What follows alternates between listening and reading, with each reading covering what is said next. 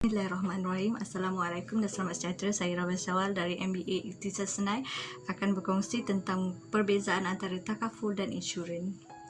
Takaful diambil daripada perkataan Arab iaitu al-kafalah yang bermaksud saling bantu-membantu, jamin-menjamin, sedekah istiqomah, sedekah untuk ummah. Ada 3 elemen penting dalam takaful iaitu tabaruat, tabung derma, mudarabah, kongsi keuntungan, dan wakalah iaitu wakil. Dan apabila peserta berakan untuk menyertai takaful dan memberi sumbangan, sumbangan peserta akan dibagi kepada 2 tabung iaitu tabung PIA Participant Investment Account, tabung personal, dan tabung PRIA iaitu Participant Risk Investment Account.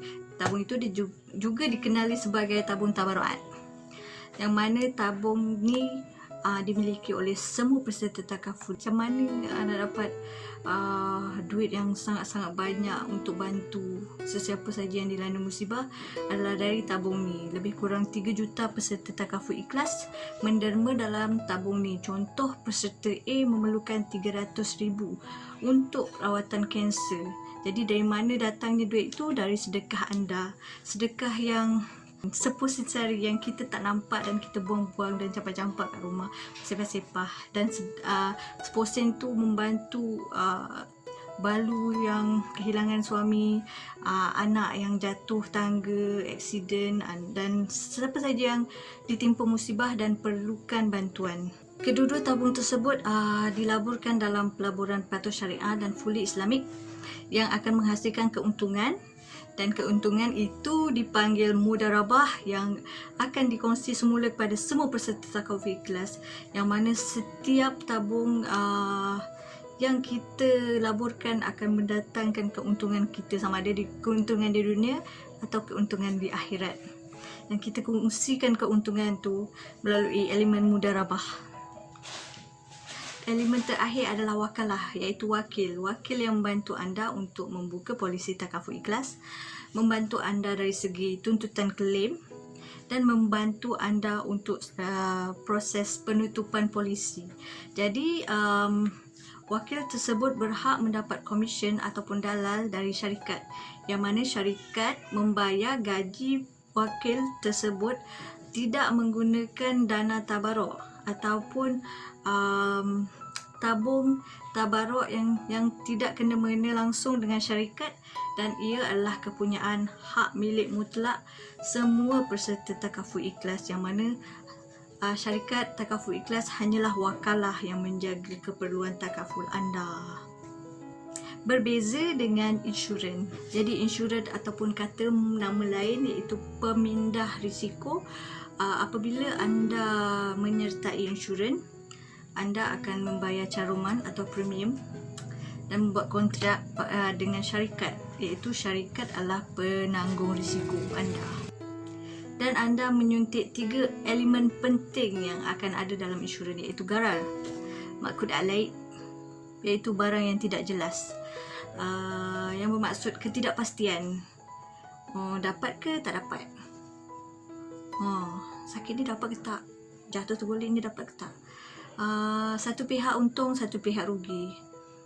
Kalau berlaku sesuatu musibah, syarikat rugi, anda untung. Kalau tak berlaku musibah, syarikat untung, anda rugi. Ada unsur garar yang sangat jelas kat situ. Dan interest dinaikkan berdasarkan penilaian syarikat.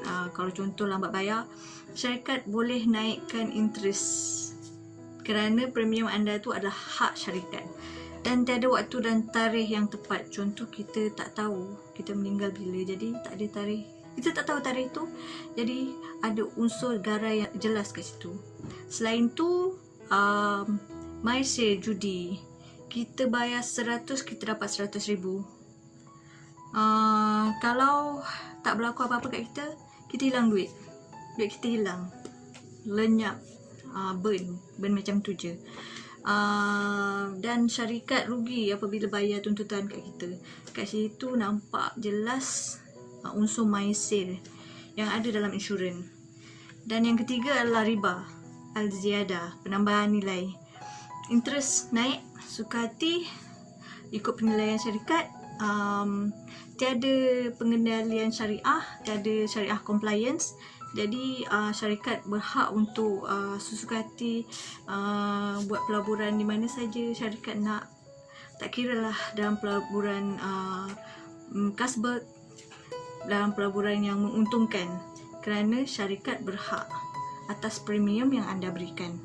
Dan sesiapa saja yang mempunyai insurans akan diwajibkan untuk melalui proses bedah siasat, yang mana proses bedah siasat ni kita tahu akan menyeksa mayat.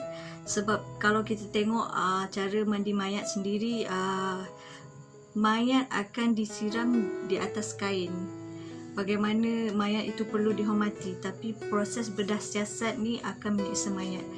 Dan kenapa proses bedah siasat diharus dan diwajibkan? Sebab syarikat nak tahu, maybe contoh Encik A meninggal akibat kemalangan.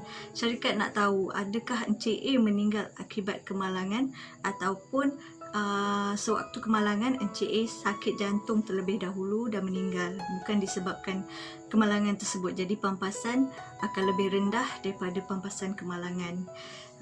Kontrak jual beli dalam insurans cacat dan fasik. Jadi disebabkan itu dan disebabkan 3 elemen tersebut, insurans diwartakan haram 15 Jun 1972 oleh Majlis Fatwa Kebangsaan, dan adalah menjadi tanggungjawab perunding takaful untuk memerangi riba dan memberi kesedaran tentang pentingnya perbezaan antara takaful dan insurans terhadap setiap orang Islam, seperti di dalam ayat Al-Quran, iaitu surah Al-Baqarah 278 dan 279.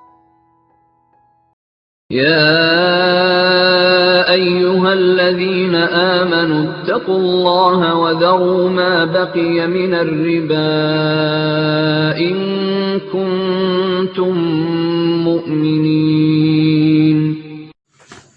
Wahai orang-orang yang beriman, bertakwalah kamu kepada Allah dan tinggalkanlah, janganlah kamu menuntut lagi saki-baki riba yang masih ada pada orang-orang yang berhutang itu, jika benar kamu orang-orang yang beriman.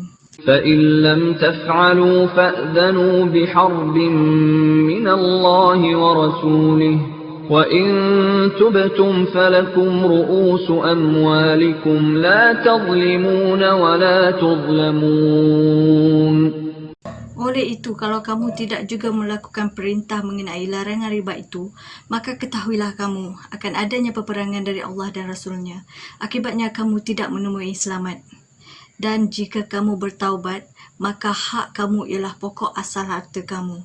Dengan yang demikian, kamu tidak berlaku zalim kepada sesiapa dan kamu juga tidak dizalimi oleh sesiapa. Terima kasih dan Assalamualaikum.